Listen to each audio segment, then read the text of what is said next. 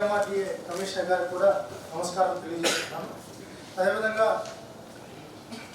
చంద్రబాబు గారు మీలో ఒకరు. అదేవిధంగా మొదటి నుంచి స్పోర్ట్స్ను ఎంకరేజ్ చేయాలి, అదేవిధంగా స్పోర్ట్స్ డెవలప్ అవ్వాలని చెప్పి మొదటి నుంచి నాకు సలహాలు సూచనలు ఇస్తూ శాసనసభ్యులుగా కాకుండా స్పోర్ట్స్ అభివృద్ధిలో భాగస్వామ్యం అన్నగారికి కూడా నమస్కారం తెలియజేసుకుంటూ, అదేవిధంగా ముందరున్న అధికారులకు, అసోసియేషన్ వారికి, ఫెడరేషన్ వారికి, ఒలింపిక్ అసోసియేషన్ వారికి, కోచెస్కి, రెఫరీస్కి, ఇంకెవరైతే దీంట్లో భాగస్వాములైన పీఈటీలు కావచ్చు, ఇంకా డిఫరెంట్ డిపార్ట్మెంట్కి సంబంధించిన నేవీ కావచ్చు, ఇంకా ఏ డిపార్ట్మెంట్ అందరికీ నమస్కారం తెలియజేసుకున్నాను.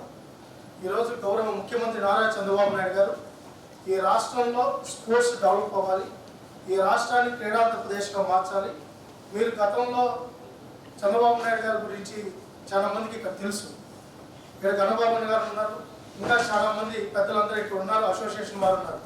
ఆ రోజు ఉమ్మడి ఆంధ్రప్రదేశ్లో కూడా స్పోర్ట్స్ డెవలప్ అయిందంటే చంద్రబాబు నాయుడు గారు వల్ల. ఆ రోజు నేషనల్ గేమ్స్ అయినా, ఆఫ్రో గేమ్స్ అయినా పెట్టి ది బెస్ట్ ఇన్ఫ్రాస్ట్రక్చర్ క్రియేట్ చేసి రాత్రికి రాత్రే ఏ విధమైన దేశం మొత్తం ఆ రోజు హైదరాబాద్లో ది బెస్ట్గా నిర్వహించారనే విధంగా ఆ రోజు స్పోర్ట్స్ గతంలో ఇప్పుడు లేని విధంగా రాష్ట్రం ఆవిర్భావం తర్వాత ఆ విధంగా చేసిన ఏకైక ముఖ్యమంత్రి నారా చంద్రబాబు నాయుడు. ఆయన మొదటి నుంచి యూనివర్సిటీ డేస్ నుంచి స్పోర్ట్స్ అంటే ఆయన మక్కువ.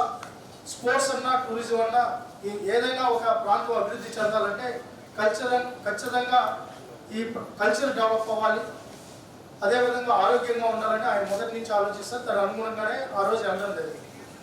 సరే, దురదృష్టవశాతం మనం పక్కన పెడితే మళ్ళీ 2014-19లో కూడా అనేక ఆలోచనలకు శ్రీకారం చుట్టారు. ఆలోచనలకు శ్రీకారం చుట్టి 2017లో కూడా ఆ రోజు స్పోర్ట్స్ పాలసీని ప్రకటించడం జరిగింది. ఆ రోజు గణబాబు గారు కూడా ఈ విశాఖపట్నానికి సంబంధించిన మీరు కూడా మీ సూచనలు తీసుకొని చాలా సూచనలు కూడా ఆ రోజు చేయడం జరిగింది. ప్రతి నియోజకవర్గానికి క్రీడా వికాస్ కేంద్రం ఉండాలని చెప్పి ఆ రోజు క్రీడా వికాస్ కేంద్రాలు కూడా శాంక్షన్ చేసింది. అర్బన్ ఏరియాలో ది బెస్ట్ ఇన్ఫ్రాస్ట్రక్చర్ ఉండాలి, అదేవిధంగా నేషనల్ స్థాయిలో అంటే ఇక్కడే, ఎందుకంటే ఆ రోజు మీరు ఉన్నప్పుడు మట్టిలో ఆడుకునే పరిస్థితి, ఈరోజు సింథటిక్ ట్రాక్స్ అయినాయి. ఆ ట్రాక్స్ అనుగుణంగా మన పిల్లలు కానీ ఇక్కడ ఆడి అక్కడికి వెళ్ళినప్పుడు మనం వెనుకబడే పరిస్థితి ఉంది. కాబట్టి దానికి అనుగుణంగా ఇన్ఫ్రాస్ట్రక్చర్ క్రియేట్ కావాలని చెప్పి ఆ రోజు ఆలోచించి విశాఖపట్నం కేంద్రంగా ది బెస్ట్గా తయారు చేయాలని చెప్పి ఆ రోజు అనేక ఆలోచనలు కూడా చేయడం జరిగింది. దానిలో భాగంగా ఆ రోజు కూడా ఇక్కడికే వచ్చి ఆ రోజు విశాఖ స్టీల్ ప్లాంట్ సంబంధించి ఇండోర్ స్టేడియంలో కూడా ఆ రోజు కబడ్డీకి సంబంధించి మ్యాచ్లో కూడా ఆయన పార్టిసిపేషన్ జరిగింది. 2-3 యాక్టివిటీస్లో కూడా పార్టిసిపేషన్ చేయడం సరే జరిగింది. తర్వాత ఇంతకుముందే ఎమ్మెల్యే గారు చెప్పారు, గత 5 సంవత్సరాలు పాలసీ లేదు, ఉన్న పాలసీతో రన్ చేశాం. మళ్ళీ ఈరోజు చంద్రబాబు నాయుడు గారు ముఖ్యమంత్రి అయిన తర్వాత ఫస్ట్ వీక్లోనే స్పోర్ట్స్ మీద దృష్టి పెట్టడం జరిగింది.